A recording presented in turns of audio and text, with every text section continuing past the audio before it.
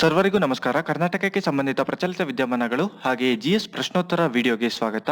ನಿಮಗೆ ಈ ವಿಡಿಯೋ ಇಷ್ಟವಾದಲ್ಲಿ ಲೈಕ್, ಶೇರ್ ಹಾಗೂ ಕಮೆಂಟ್ ಮಾಡಿ ಮತ್ತು ನಮ್ಮ ಲೈಕ್ಸ್ ಬೆಂಗಳೂರು ಚಾನೆಲ್ಗೆ ಸಬ್ಸ್ಕ್ರೈಬ್ ಮಾಡಿ. ಮೊದಲನೆಯದಾಗಿ ದಿನ ಹಾಗೂ ವಾರದ ವೈಶಿಷ್ಟ್ಯತೆಯನ್ನು ನೋಡೋಣ. ಮೇ 20 ವಿಶ್ವ ಮಾಪನಶಾಸ್ತ್ರ ದಿನ ಎಂದರೆ ವರ್ಲ್ಡ್ ಮೆಟ್ರೋಲಜಿ ಡೇ. ಈ ದಿನ ಅನೇಕ ರಾಷ್ಟ್ರಗಳು ಅಂತಾರಾಷ್ಟ್ರೀಯ ಮಟ್ಟದಲ್ಲಿ ಮಾಪನಶಾಸ್ತ್ರ ಮತ್ತು ಆಯಾ ಕ್ಷೇತ್ರದಲ್ಲಿ ಅದರ ಪ್ರಗತಿಯ ಬಗ್ಗೆ ಜಾಗೃತಿ ಮೂಡಿಸಲು ಸಹಕರಿಸುತ್ತವೆ. ಈ ವರ್ಷದ ಈ ದಿನದ ಥೀಮ್ ಎಂದರೆ ಉದ್ದೇಶವೇನೆಂದರೆ ಮೆಜರ್ಮೆಂಟ್ಸ್ ಫಾರ್ ಗ್ಲೋಬಲ್ ಟ್ರೇಡ್ ಎಂದರೆ ಜಾಗತಿಕ ವ್ಯಾಪಾರಕ್ಕಾಗಿ ಮಾಪನಗಳು. ನ್ಯಾಯಯುತ ಜಾಗತಿಕ ವ್ಯಾಪಾರವನ್ನು ಸುಗಮಗೊಳಿಸುವಲ್ಲಿ, ಉತ್ಪನ್ನಗಳು, ಮಾನದಂಡಗಳು ಮತ್ತು ನಿಬಂಧನೆಗಳನ್ನು ಪೂರೈಸುವುದನ್ನು ಖಾತ್ರಿಪಡಿಸುವಲ್ಲಿ ಮತ್ತು ಗ್ರಾಹಕರ ಗುಣಮಟ್ಟದ ನಿರೀಕ್ಷೆಗಳನ್ನು ಪೂರೈಸುವಲ್ಲಿ ಪ್ರಮುಖ ಪಾತ್ರ ವಹಿಸುವ ಮಾಪನಶಾಸ್ತ್ರದ ಬಗ್ಗೆ ಅರಿವು ಮೂಡಿಸುವುದಕ್ಕಾಗಿ ಈ ಥೀಮ್ ಎಂದರೆ ಉದ್ದೇಶವನ್ನು ಆಯ್ಕೆ ಮಾಡಲಾಗಿದೆ. ಮೊದಲನೆಯದಾಗಿ ಮೇ 21 ಸಂವಾದ ಮತ್ತು ಅಭಿವೃದ್ಧಿಯ ಸಾಂಸ್ಕೃತಿಕ ವೈವಿಧ್ಯತೆಗಾಗಿ ವಿಶ್ವ ದಿನ. ಈ ದಿನದ ಉದ್ದೇಶವೇನೆಂದರೆ ಸಾಂಸ್ಕೃತಿಕ ವೈವಿಧ್ಯತೆಯ ಮೌಲ್ಯಗಳ ಬಗ್ಗೆ ಅರಿವು ಮೂಡಿಸುವುದು ಮತ್ತು ಸಾಂಸ್ಕೃತಿಕ ವೈವಿಧ್ಯತೆಯ ರಕ್ಷಣೆ ಮತ್ತು ಉತ್ತೇಜನ ಕುರಿತ ಯುನೆಸ್ಕೋ ಸಮಾವೇಶದ 4 ಗುರಿಗಳನ್ನು ಪೂರೈಸುವುದು. ಮೇ 22 ಅಂತಾರಾಷ್ಟ್ರೀಯ ಜೀವ ವೈವಿಧ್ಯ ದಿನ.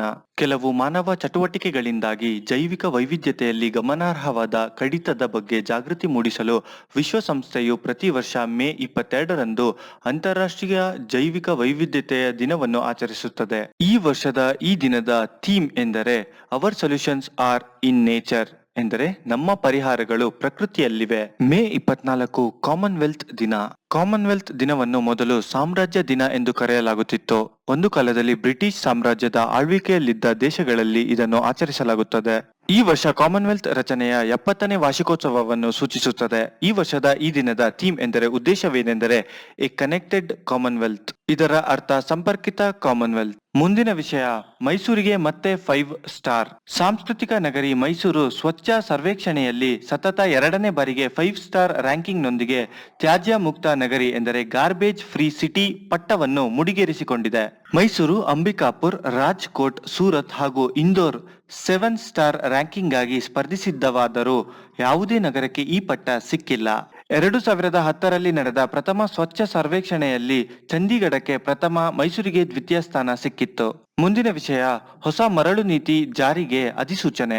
ರಾಜ್ಯದ ಭೌಗೋಳಿಕ, ಭೂವೈಜ್ಞಾನಿಕ ಮತ್ತು ಆಡಳಿತಾತ್ಮಕ ಹಿನ್ನೆಲೆಯನ್ನು ಪರಿಗಣಿಸಿ ಹೊಸ ಮರಳು ನೀತಿ 2020 ಜಾರಿಗೊಳಿಸಲು ಸರ್ಕಾರ ಅಧಿಸೂಚನೆ ಹೊರಡಿಸಿದೆ. ಸರ್ಕಾರಿ ಮತ್ತು ಸಾರ್ವಜನಿಕ ನಿರ್ಮಾಣ ಕಾಮಗಾರಿಗಳಿಗೆ ನಿಯಮಿತವಾಗಿ ಮತ್ತು ಸುಲಭವಾಗಿ ಕೈಗೆಟುಕುವ ದರದಲ್ಲಿ ಮರಳು ದೊರೆಯುವಂತೆ ಮತ್ತು ಪರಿಸರಕ್ಕೆ ಧಕ್ಕೆಯಾಗದಂತೆ ವೈಜ್ಞಾನಿಕವಾಗಿ ಮರಳು ಗಣಿಗಾರಿಕೆಗೆ ಅವಕಾಶ ಕಲ್ಪಿಸಲಾಗಿದೆ. ಇದಕ್ಕೆ ಸಂಬಂಧಿಸಿದ ಹೊಸ ಮರಳು ನೀತಿಯನ್ನು ಪ್ರಸ್ತಾಪಿಸಲಾಗಿದೆ. ಮೊದಲನೇ, 2ನೇ, 3ನೇ ಶ್ರೇಣಿಯಲ್ಲಿರುವ ಹಳ್ಳ, ಕೆರೆಗಳಲ್ಲಿ ಲಭ್ಯವಿರುವ ನಿಕ್ಷೇಪಗಳನ್ನು ಗುರುತಿಸಲಾಗುವುದು. ನದಿಗಳು, ಅಣೆಕಟ್ಟು ಮತ್ತು ಅಣೆಕಟ್ಟಿನ ಹಿನ್ನೀರಿನ ನದಿ ಪಾತ್ರದಲ್ಲಿನ ಮರಳು ನಿಕ್ಷೇಪ ಗುರುತಿಸುವಿಕೆ ಸೇರಿ ಹಲವು ಅಂಶಗಳನ್ನು ಪ್ರಸ್ತಾಪಿಸಲಾಗಿದೆ. ಮುಂದಿನ ವಿಷಯ ಸ್ಥಿರ ವಿದ್ಯುತ್ ಮಾಸ್ಕ್. ವಿಶ್ವವನ್ನು ಕಾಡುತ್ತಿರುವ ಕೊರೋನಾ ಮಹಾಮಾರಿಯನ್ನು ತಡೆಯುವ ಒಂದು ಕ್ರಮವಾಗಿ ಕೇಂದ್ರ ಸರ್ಕಾರಿ ಸ್ವಾಮ್ಯದ ಬೆಂಗಳೂರಿನ ನ್ಯಾನೋ ಮತ್ತು ಮೃದು ಪದಾರ್ಥ ವಿಜ್ಞಾನ ಕೇಂದ್ರ ಸೆನ್ಸ್ ವಿಜ್ಞಾನಿಗಳು ಸ್ಥಿರ ವಿದ್ಯುತ್ ತಂತ್ರಜ್ಞಾನ ಬಳಸುವ ಒಂದು ಮಾಸ್ಕ್ ಅನ್ನು ಸಂಶೋಧಿಸಿದ್ದಾರೆ. ಸ್ಥಿರ ವಿದ್ಯುತ್ ನಿಂದ ವೈರಸ್ ತಡೆಯುವುದರ ಜೊತೆಗೆ ಹೆಚ್ಚು ಹೊತ್ತು ಧರಿಸಿದರೂ ಸಾಮಾನ್ಯ ಜೀವನಕ್ಕೆ ಕಿರಿಕಿರಿಯಾಗದಂತಹ ವಿಶಿಷ್ಟ ವಿನ್ಯಾಸವನ್ನು ಈ ಮುಖಗವಸು ಹೊಂದಿದ್ದು ಪೇಟೆಂಟ್ಗೆ ಅರ್ಜಿ ಸಲ್ಲಿಸಲಾಗಿದೆ. ಬಾಚಣಿಕೆಯಿಂದ ಒಣ ಕೂದಲನ್ನು ಉಜ್ಜಿ ಕಾಗದದ ಚೂರುಗಳ ಸನಿಹ ಹಿಡಿದಾಗ ಅಯಸ್ಕಾಂತದಂತೆ ಕಾಗದದ ಚೂರುಗಳು ಬಾಚಣಿಕೆಗೆ ಅಂಟಿಕೊಳ್ಳುತ್ತವೆ. ಇದಕ್ಕೆ ಸ್ಥಿರ ವಿದ್ಯುತ್ ಕಾರಣ. 2 ವಸ್ತುಗಳನ್ನು ಉಜ್ಜಿದಾಗ ಒಂದರಲ್ಲಿದ್ದ ಎಲೆಕ್ಟ್ರಾನ್ ಕಣಗಳು ಪರಸ್ಪರ ಇನ್ನೊಂದಕ್ಕೆ ಜಿಗಿಯುತ್ತವೆ. ಈ ಸಮಯದಲ್ಲಿ ಸ್ಥಿರ ವಿದ್ಯುತ್ ಉತ್ಪಾದನೆಯಾಗಿ ಅಯಸ್ಕಾಂತದ ಗುಣ ಲಭಿಸುತ್ತದೆ. ಇದೇ ತಂತ್ರಜ್ಞಾನವನ್ನು ಬಳಸಿಕೊಂಡು ಮುಖಗವಸು ತಯಾರಿಸಲಾಗಿದೆ. ಇದಕ್ಕೆ ಯಾವುದೇ ಬಾಹ್ಯ ವಿದ್ಯುತ್ ಸಂಪರ್ಕದ ಅಗತ್ಯವಿಲ್ಲ. ಇದೀಗ ಎಲ್ಲೆಡೆ ಬ್ಯಾಗ್ಗಳಲ್ಲಿ ಬಳಕೆಯಲ್ಲಿರುವ ನಾನ್ ಓವನ್ ಪಾಲಿಪ್ರೊಪಿಲಿನ್ ಹಾಳೆಗಳ ನಡುವೆ ನೈಲಾನ್ ಬಟ್ಟೆಯನ್ನು ಅಳವಡಿಸಲಾಗುತ್ತದೆ. ಈ ಪದರಗಳ ನಡುವೆ ಉಂಟಾಗುವ ಸಣ್ಣ ಘರ್ಷಣೆಯಿಂದಾಗಿ ಸ್ಥಿರ ವಿದ್ಯುತ್ ಉತ್ಪಾದನೆಯಾಗುತ್ತದೆ. ಹೊರಗಿನಿಂದ ಯಾವುದೇ ರೀತಿಯ ಧೂಳಿನ ಕಣಗಳು ಒಳಬರದಂತೆ ಈ ವಿದ್ಯುತ್ ತಡೆಯುತ್ತದೆ. ಇದರ ಪರಿಣಾಮಗಳ ಕುರಿತು ಹೆಚ್ಚಿನ ಸಂಶೋಧನೆಗಳು ನಡೆಯುತ್ತಿವೆ ಎಂದು ಸೆನ್ಸ್ ವಿಜ್ಞಾನಿಗಳು ತಿಳಿಸಿದ್ದಾರೆ. ಮುಖಗವಸು ಬಳಸುವುದನ್ನು ಸರ್ಕಾರ ಕಡ್ಡಾಯಗೊಳಿಸಿದೆ. ಆದರೆ ಹೆಚ್ಚು ಹೊತ್ತು ಧರಿಸುವುದು ಕಿರಿಕಿರಿ ಉಂಟು ಮಾಡುತ್ತವೆ. ಬಾಯಿಗೆ ಗಟ್ಟಿಯಾಗಿ ಅಂಟುಕೊಳ್ಳುವುದರಿಂದ ಸಹಜವಾಗಿ ಮಾತನಾಡಲು ಸಾಧ್ಯವಿಲ್ಲ. ಉಸಿರಾಡಿದಾಗ ಹೊರಬರುವ ಹಬೆಯು ಕನ್ನಡಕದ ಗಾಜನ್ನು ಮಸುಕಾಗಿಸುತ್ತದೆ. ಇಂತಹ ಸಮಸ್ಯೆ ನಿವಾರಿಸುವ ವಿಶೇಷ ವಿನ್ಯಾಸವನ್ನು ಈ ಮುಖಗವಸು ಹೊಂದಿದೆ. ಬಾಯಿಯಿಂದ ಮುಂದೆ ಸಾಕಷ್ಟು ಸ್ಥಳಾವಕಾಶವಿದ್ದು ಸರಾಗವಾಗಿ ಮಾತನಾಡಬಹುದು. ಈ ವಿನ್ಯಾಸದ ಪೇಟೆಂಟ್ಗೆ ಅರ್ಜಿ ಸಲ್ಲಿಸಲಾಗಿದೆ. ಸಾಮಾನ್ಯ ಬಳಕೆಗಷ್ಟೇ ವಿನ್ಯಾಸ ಮಾಡಲಾಗಿದ್ದು, ವೈದ್ಯಕೀಯ ಸಿಬ್ಬಂದಿ ಈಗಿನಂತೆಯೇ N95 ಸೇರಿ ಇನ್ನಿತರೆ ಮುಖಗವಸು ಧರಿಸಬೇಕು ಎಂದು ಸೆನ್ಸ್ ಹೇಳಿದೆ. ಸಾಮಾನ್ಯ ವಸ್ತುಗಳನ್ನು ಬಳಸುವುದರಿಂದ ಕಡಿಮೆ ದರಕ್ಕೆ ಲಭ್ಯವಾಗುತ್ತದೆ. ಸಾಮಾನ್ಯ ವಸ್ತುಗಳನ್ನು ಬಳಸುವುದರಿಂದ ಕಡಿಮೆ ದರಕ್ಕೆ ಈ ಮುಖಗವಸು ಲಭ್ಯವಾಗುತ್ತದೆ ಎಂದು ಸೆನ್ಸ್ ವಿಜ್ಞಾನಿಗಳ ತಂಡ ತಿಳಿಸಿದೆ. ಈಗ ಕಳೆದ ವಿಡಿಯೋದಲ್ಲಿ ಕೇಳಿದ ಪ್ರಶ್ನೆಗಳ ಉತ್ತರವನ್ನು ತಿಳಿಯೋಣ. ಮೊದಲನೇ ಪ್ರಶ್ನೆ, ಸಾಮಾನ್ಯ ಮನುಷ್ಯನ ದೇಹದಲ್ಲಿರುವ ವರ್ಣತಂತುಗಳು ಎಂದರೆ ಕ್ರೋಮೋಸೋಮ್ಸ್ಗಳ ಸಂಖ್ಯೆ ಎಷ್ಟು? ಸರಿಯಾದ ಉತ್ತರ 46. ಮನುಷ್ಯನ ದೇಹದಲ್ಲಿ 23 ಜೋಡಿ ವರ್ಣತಂತುಗಳು ಇರುತ್ತವೆ. ಇದರಲ್ಲಿ 22 ಜೋಡಿ ಆಟೋಸೋಮ್ಸ್, 1 ಜೋಡಿ ಸೆಕ್ಸ್ ವರ್ಣತಂತುಗಳು. ಮುಂದಿನ ಪ್ರಶ್ನೆ, ಬಿಳಿ ಆನೆಗಳ ನಾಡು ಎಂದು ಯಾವ ದೇಶವನ್ನು ಕರೆಯುತ್ತಾರೆ? ಸರಿಯಾದ ಉತ್ತರ ಥೈಲ್ಯಾಂಡ್. ಬಿಳಿ ಆನೆ ಅಥವಾ ಆಲ್ಬಿನೋ ಆನೆ ಅಥವಾ ಪಿಂಕ್ ಆನೆ ಅಪರೂಪದ ಆನೆಯಾಗಿದೆ, ಆದರೆ ಒಂದು ವಿಶಿಷ್ಟ ಜಾತಿ ಅಲ್ಲ. ಸಾಮಾನ್ಯವಾಗಿ ಸ್ನೋ ವೈಟ್ ಎಂದರೆ ಹಿಮ ಬಿಳಿ ಎಂದು ಚಿತ್ರಿಸಲಾಗಿದ್ದರೂ ಅದರ ಚರ್ಮವು ಸಾಮಾನ್ಯವಾಗಿ ಮೃದುವಾದ ಕೆಂಪು ಕಂದು ಬಣ್ಣದಾಗಿರುತ್ತದೆ. ಒದ್ದೆಯಾದಾಗ ತಿಳಿ ಗುಲಾಬಿ ಬಣ್ಣಕ್ಕೆ ತಿರುಗುತ್ತದೆ. ಅದು ಬಿಳಿ ರೆಪ್ಪೆಗೂದಲು ಮತ್ತು ಕಾಲ್ಬೆರಳುಗಳ ಉಗುರುಗಳನ್ನು ಹೊಂದಿರುತ್ತದೆ. ಸಾಂಪ್ರದಾಯಿಕ ಬಿಳಿ ಆನೆಯನ್ನು ಸಾಮಾನ್ಯವಾಗಿ ಆಲ್ಬಿನೋ ಎಂದು ತಪ್ಪಾಗಿ ಅರ್ಥೈಸಲಾಗುತ್ತದೆ, ಆದರೆ ಥೈ ಪದ ಚಾಂಗ್ ಸಮ್ಖಾನ್ ವಾಸ್ತವವಾಗಿ ಶುಭ ಆನೆ ಅಥವಾ ಪವಿತ್ರ ಆನೆ ಎಂದು ಅನುವಾದಿಸುತ್ತದೆ. ಶುದ್ಧತೆಯ ಒಂದು ಅಂಶದ ಪ್ರಕಾರ ಬಿಳಿ ಪದವನ್ನು ಉಪಯೋಗಿಸಲಾಗುತ್ತದೆ. ಈಗ ಭಾರತದ ಇತಿಹಾಸಕ್ಕೆ ಸಂಬಂಧಪಟ್ಟ ಕೊಂಚ ಪ್ರಶ್ನೆಗಳನ್ನು ನೋಡೋಣ. 1926ರಲ್ಲಿ ಪಂಜಾಬ್ ನೌಜವಾನ್ ಭಾರತ್ ಸಭಾವನ್ನು ಸ್ಥಾಪಿಸಿದವರು ಯಾರು? ಸರಿಯಾದ ಉತ್ತರ ಭಗತ್ ಸಿಂಗ್. ಪಂಜಾಬ್ ನೌಜವಾನ್ ಭಾರತ್ ಸಭಾ ಎಡಪಂಥೀಯ ಭಾರತೀಯ ಸಂಘವಾಗಿದ್ದು, ಕಾರ್ಮಿಕ ಮತ್ತು ರೈತ ಯುವಕರನ್ನು ಒಟ್ಟುಗೂಡಿಸುವ ಮೂಲಕ ಬ್ರಿಟಿಷರ ವಿರುದ್ಧ ಕ್ರಾಂತಿಯನ್ನು ಹುಟ್ಟುಹಾಕಲು ಪ್ರಯತ್ನಿಸಿತು. ಇದನ್ನು 1926ರ ಮಾರ್ಚ್ನಲ್ಲಿ ಭಗತ್ ಸಿಂಗ್ ರವರು ಸ್ಥಾಪಿಸಿದರು ಮತ್ತು ಇದು ಹಿಂದೂಸ್ತಾನ್ ರಿಪಬ್ಲಿಕನ್ ಅಸೋಸಿಯೇಷನ್ನ ಸಾರ್ವಜನಿಕ ಮುಖವಾಗಿತ್ತು. ನಂತರ ಈ ಸಂಸ್ಥೆಯು ಆಲ್ ಇಂಡಿಯಾ ಯೂತ್ ಫೆಡರೇಷನ್ ನೊಂದಿಗೆ ಮಿಲನಗೊಂಡಿತು. ಮುಂದಿನ ಪ್ರಶ್ನೆ, ಭಾರತದಲ್ಲಿ ಫ್ರೆಂಚರ ಆಧಿಪತ್ಯಕ್ಕೆ ಕೊನೆ ಹಾಡಿದ ಯುದ್ಧ ಯಾವುದು? ಸರಿಯಾದ ಉತ್ತರ ವ್ಯಾಂಡಿವಾಶ್ ಕದನ. ವ್ಯಾಂಡಿವಾಶ್ ಕದನವು 7 ವರ್ಷಗಳ ಯುದ್ಧದ ಸಮಯದಲ್ಲಿ ಭಾರತದಲ್ಲಿ ಒಂದು ನಿರ್ಣಾಯಕ ಯುದ್ಧವಾಗಿತ್ತು. ನೌಕಾಪಡೆಯ ಬೆಂಬಲದ ಕೊರತೆ ಹಾಗೂ ಹಣದ ಕೊರತೆಯಿಂದ ಹೊರೆಯಾದ ಕೌಂಟ್ ಡಿ ಲಾಲಿಯ ಸೈನ್ಯವು ಈಗ ತಮಿಳುನಾಡಿನಲ್ಲಿರುವ ವಂದಾವಸಿಯಲ್ಲಿರುವ ಕೋಟೆಯನ್ನು ಮರಳಿ ಪಡೆಯಲು ಪ್ರಯತ್ನಿಸಿತು.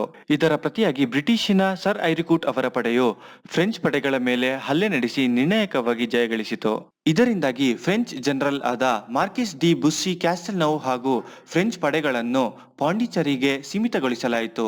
ಅಲ್ಲಿ ಅವರು ಜನವರಿ 22, 1760ರಂದು ಶರಣಾದರು. ವಾಂಡಿವೋಶ್ ವಂದವಾಸಿಯ ಆಂಗ್ಲೀಕೃತ ಉಚ್ಚಾರಣೆಯಾಗಿದೆ. ಮುಂದಿನ ಪ್ರಶ್ನೆ, ಭಾರತದಲ್ಲಿ ಬ್ರಿಟಿಷರು ತಮ್ಮ ಮೊದಲ ವ್ಯಾಪಾರ ಕೋಠಿಯನ್ನು ಎಲ್ಲಿ ಸ್ಥಾಪಿಸಿದರು? ಸರಿಯಾದ ಉತ್ತರ ಸೂರತ್. ಬ್ರಿಟಿಷರು ತಮ್ಮ ಮೊದಲ ಭಾರತೀಯ ಕಾರ್ಖಾನೆ ಎಂದರೆ ಟ್ರೇಡಿಂಗ್ ಪೋಸ್ಟ್ ಅನ್ನು ಸೂರತ್ನಲ್ಲಿ 1612ರಲ್ಲಿ ಸ್ಥಾಪಿಸಿದರು. 18ನೇ ಶತಮಾನದುದ್ದಕ್ಕೂ ನಗರವು ಕ್ರಮೇಣ ಕುಸಿಯಿತು. ಬ್ರಿಟಿಷ್ ಮತ್ತು ಡಚ್ಚರು ನಿಯಂತ್ರಣ ಸಾಧಿಸಿದರು, ಆದರೆ 1800ರಲ್ಲಿ ಅದರ ಆಡಳಿತವು ಬ್ರಿಟಿಷರಿಗೆ ತಲುಪಿತು.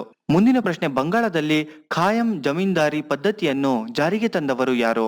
ಸರಿಯಾದ ಉತ್ತರ ಲಾರ್ಡ್ ಕಾರ್ನ್ವಾಲಿಸ್. ಶಾಶ್ವತ ವಸಾಹತು ಅಥವಾ ಬಂಗಾಳದ ಶಾಶ್ವತ ವಸಾಹತು ಎಂದು ಕರೆಯಲ್ಪಡುವ ಖಾಯಂ ಜಮೀನ್ದಾರಿ ಪದ್ಧತಿಯು ಈಸ್ಟ್ ಇಂಡಿಯಾ ಕಂಪನಿ ಮತ್ತು ಬಂಗಾಳಿ ಭೂಮಾಲೀಕರ ನಡುವೆ ಭೂಮಿಯಿಂದ ಸಂಗ್ರಹಿಸಬೇಕಾದ ಆದಾಯದ ನಿಶ್ಚಯಕ್ಕೆ ಸಂಬಂಧಿಸಿದ ಒಂದು ಒಪ್ಪಂದವಾಗಿದೆ.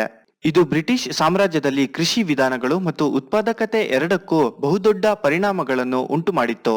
ಇದನ್ನು 1993ರಲ್ಲಿ ಚಾರ್ಲ್ಸ್ ಅರ್ಲ್ ಕಾರ್ನ್ವಾಲಿಸ್ ನೇತೃತ್ವದ ಕಂಪನಿ ಆಡಳಿತವು ತೀರ್ಮಾನಿಸಿತು. ಇದು ಕಾರ್ನ್ವಾಲಿಸ್ ಕೋಡ್ ಎಂದು ಕರೆಯಲ್ಪಡುವ ಒಂದು ದೊಡ್ಡ ಶಾಸನದ ಒಂದು ಭಾಗವನ್ನು ರೂಪಿಸಿತು. 1793ರ ಕಾರ್ನ್ವಾಲಿಸ್ ಕೋಡ್ ಈಸ್ಟ್ ಇಂಡಿಯಾ ಕಂಪನಿಯ ಸೇವಾ ಸಿಬ್ಬಂದಿಯನ್ನು 3 ಶಾಖೆಗಳಾಗಿ ವಿಂಗಡಿಸಿದೆ. ಅವ್ಯಾವು ಎಂದರೆ ಆದಾಯ, ನ್ಯಾಯಾಂಗ ಮತ್ತು ವಾಣಿಜ್ಯ. ಭೂ ಮಾಲೀಕರಾಗಿ ಪರಿಗಣಿಸಲ್ಪಟ್ಟ ಸ್ಥಳೀಯ ಭಾರತೀಯರಾದ ಜಮೀನ್ದಾರರು ಆದಾಯವನ್ನು ಸಂಗ್ರಹಿಸುತ್ತಿದ್ದರು. ಮುಂದಿನ ಪ್ರಶ್ನೆ, ಭಾರತದ ಸ್ವಾತಂತ್ರ್ಯ ಚಳುವಳಿಯಲ್ಲಿ ಚೌರಿ ಚೌರವು ಅತ್ಯಂತ ಚಿರಪರಿಚಿತವಾಗಿದೆ, ಏಕೆ? ಸರಿಯಾದ ಉತ್ತರ ಏಕೆಂದರೆ ಇಲ್ಲಿ ಸತ್ಯಾಗ್ರಹಿಗಳು ಪೊಲೀಸ್ ಠಾಣೆಗೆ ಬೆಂಕಿ ಹಾಕಿ ಹಲವು ಪೊಲೀಸರನ್ನು ಜೀವಂತವಾಗಿ ದಹಿಸಿದ ಕಾರಣ ಗಾಂಧೀಜಿಯವರು ಅಸಹಕಾರ ಚಳುವಳಿಯನ್ನು ಹಿಂಪಡೆದರು. ಈ ಕೃತ್ಯವು 1922ರ ಫೆಬ್ರವರಿ 5ರಂದು ನಡೆಯಿತು. ಈಗ ಭಾರತದ ಭೂಗೋಳಕ್ಕೆ ಸಂಬಂಧಪಟ್ಟ ಕೊಂಚ ಪ್ರಶ್ನೆಗಳನ್ನು ನೋಡೋಣ. ಮೊದಲನೇ ಪ್ರಶ್ನೆ, ಭಾರತದ ಅತಿ ದೊಡ್ಡ ಒಳನಾಡಿನ ಉಪ್ಪಿನ ಸರೋವರ ಯಾವುದು? ಸರಿಯಾದ ಉತ್ತರ ಸಾಂಬಾರ್ ಸರೋವರ. ಭಾರತದ ಅತಿ ದೊಡ್ಡ ಒಳನಾಡಿನ ಉಪ್ಪು ಸರೋವರವಾದ ಸಾಂಬಾರ್ ಉಪ್ಪು ಸರೋವರವು ರಾಜಸ್ಥಾನದ ಜೈಪುರ್ ನಗರದಿಂದ 80 ಕಿಲೋಮೀಟರ್ ಹಾಗೂ ರಾಜಸ್ಥಾನದ ಅಜ್ಮೀರ್ ನಗರದಿಂದ 64 ಕಿಲೋಮೀಟರ್ ದೂರದಲ್ಲಿದೆ. ಈ ಸರೋವರವು 35.5 ಕಿಲೋಮೀಟರ್ ಉದ್ದವಿದೆ, ಹಾಗೆ 3ರಿಂದ 11 ಕಿಲೋಮೀಟರ್ ಅಗಲವಿದೆ. ಮುಂದಿನ ಪ್ರಶ್ನೆ, ಭಾರತದ ಖನಿಜಗಳ ಖಜಾನೆ ಎಂದು ಕರೆಯಲ್ಪಡುವ ಪ್ರಸ್ಥಭೂಮಿ ಯಾವುದು? ಸರಿಯಾದ ಉತ್ತರ ಛೋಟಾ ನಾಗ್ಪುರ್ ಪ್ರಸ್ಥಭೂಮಿ. ಛೋಟಾ ನಾಗ್ಪುರ್ ಪ್ರಸ್ಥಭೂಮಿ ಪೂರ್ವ ಭಾರತದ ಪ್ರಸ್ಥಭೂಮಿಯಾಗಿದ್ದು, ಇದು ಜಾರ್ಖಂಡ್ ರಾಜ್ಯದ ಹೆಚ್ಚಿನ ಭಾಗವನ್ನು ಮತ್ತು ಒಡಿಶಾ, ಪಶ್ಚಿಮ ಬಂಗಾಳ ಮತ್ತು ಛತ್ತೀಸ್ಗಢದ ಪಕ್ಕದ ಭಾಗಗಳನ್ನು ಒಳಗೊಂಡಿದೆ. ಛೋಟಾ ನಾಗ್ಪುರ್ ಪ್ರಸ್ಥಭೂಮಿಯ ಒಟ್ಟು ವಿಸ್ತೀರ್ಣ ಸುಮಾರು 65,000 ಚದರ ಕಿಲೋಮೀಟರ್ಗಳು. ಛೋಟಾ ನಾಗ್ಪುರ್ ಪ್ರಸ್ಥಭೂಮಿಯಲ್ಲಿ ಮೈಕಾ, ಬಾಕ್ಸೈಟ್, ತಾಮ್ರ, ಸುಣ್ಣದ ಕಲ್ಲು, ಕಬ್ಬಿಣದ ಅದಿರು ಮತ್ತು ಕಲ್ಲಿದ್ದಲಿನಂತಹ ಖನಿಜಗಳು ಸಮೃದ್ಧವಾಗಿರುವ ಕಾರಣ ಇದನ್ನು ಖನಿಜಗಳ ಖಜಾನೆ ಎಂದು ಕರೆಯಲಾಗುತ್ತದೆ. ಮುಂದಿನ ಪ್ರಶ್ನೆ, 2011ರ ಜನಗಣತಿಯ ಪ್ರಕಾರ ಭಾರತದ ಒಟ್ಟು ಜನಸಂಖ್ಯೆಯಲ್ಲಿ ಗ್ರಾಮೀಣ ಜನಸಂಖ್ಯೆಯ ಶೇಕಡ ಎಷ್ಟು? ಸರಿಯಾದ ಉತ್ತರ 68.84%. ಮುಂದಿನ ಪ್ರಶ್ನೆ, ಅಹಮದಾಬಾದ್ಗೆ ಹತ್ತಿರದಲ್ಲಿರುವ ದ್ವೀಪ ಯಾವುದು? ಸರಿಯಾದ ಉತ್ತರ ದಮನ್ ಮತ್ತು ದಿಯು. ಅಹಮದಾಬಾದ್ ದಮನ್ ಮತ್ತು ದಿಯುವಿನಿಂದ ರಸ್ತೆಯ ಮೂಲಕ ಚಲಿಸಿದಲ್ಲಿ 362.4 ಕಿಲೋಮೀಟರ್ ಅಂತರದಲ್ಲಿದೆ. ಮುಂದಿನ ಪ್ರಶ್ನೆ, ನಾಗಾರ್ಜುನ ಸಾಗರ ಜಲಾಶಯವನ್ನು ಯಾವ ನದಿಗೆ ಅಡ್ಡಲಾಗಿ ನಿರ್ಮಿಸಲಾಗಿದೆ? ಸರಿಯಾದ ಉತ್ತರ ಕೃಷ್ಣ. ನಾಗಾರ್ಜುನ ಸಾಗರ ಅಣೆಕಟ್ಟು ಕೃಷ್ಣ ನದಿಗೆ ಅಡ್ಡಲಾಗಿರುವ ಕಲ್ಲಿನ ಅಣೆಕಟ್ಟು. ಇದು ಆಂಧ್ರ ಪ್ರದೇಶದ ಗುಂಟೂರು ಜಿಲ್ಲೆ ಮತ್ತು ತೆಲಂಗಾಣದ ನಲ್ಗೊಂಡ ಜಿಲ್ಲೆಯ ಗಡಿಯನ್ನು ವ್ಯಾಪಿಸಿದೆ. 1955 ಮತ್ತು 1967ರ ನಡುವೆ ನಿರ್ಮಿಸಲಾದ ಈ ಅಣೆಕಟ್ಟು 11.472 ಬಿಲಿಯನ್ ಘನ ಮೀಟರ್ ನೀರಿನ ಸಂಗ್ರಹಣಾ ಸಾಮರ್ಥ್ಯವನ್ನು ಹೊಂದಿದೆ. ಈಗ ಪರೀಕ್ಷೆಯ ಪೂರ್ವ ಸಿದ್ಧತೆಯ ಪ್ರಶ್ನೆಯ ಸಮಯ. ಮೊದಲನೇ ಪ್ರಶ್ನೆ, ದತ್ತು ಮಕ್ಕಳಿಗೆ ಹಕ್ಕಿಲ್ಲವೆಂಬ ನೀತಿಯನ್ನು ಜಾರಿಗೆ ತಂದವರು ಯಾರು? ಎರಡನೇ ಪ್ರಶ್ನೆ, ಅಂಡಮಾನ್ ದ್ವೀಪಕ್ಕೆ ಸಮೀಪವಿರುವ ವಿದೇಶಿ ರಾಷ್ಟ್ರ ಯಾವುದು? ನಿಮ್ಮ ಉತ್ತರಗಳನ್ನು ಕೆಳಗಿನ ಕಮೆಂಟ್ ಸೆಕ್ಷನ್ ನಲ್ಲಿ ತಿಳಿಸಿ. ಧನ್ಯವಾದಗಳು.